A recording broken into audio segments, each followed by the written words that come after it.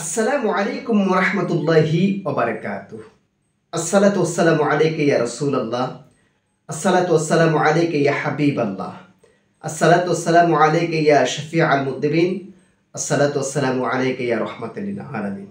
প্রিয় সম্মানিত দিনী ভাই ও বোনেরা, আমি আজকে এমন একটি গুরুত্বপূর্ণ আমল নিয়ে হাজির হয়েছি, যে আমলটি আমাদের প্রত্যেক অজুর পর দরকার।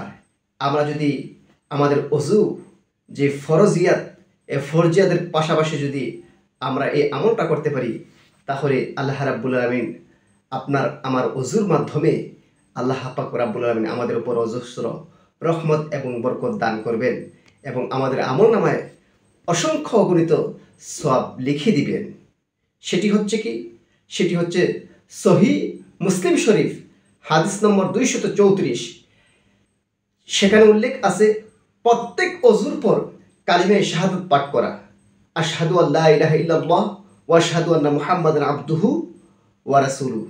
আশহাদু আল্লা ইলাহা ইল্লাল্লাহ ওয়া আশহাদু আন্না মুহাম্মাদান আবদুহু ওয়া রাসূলুহু।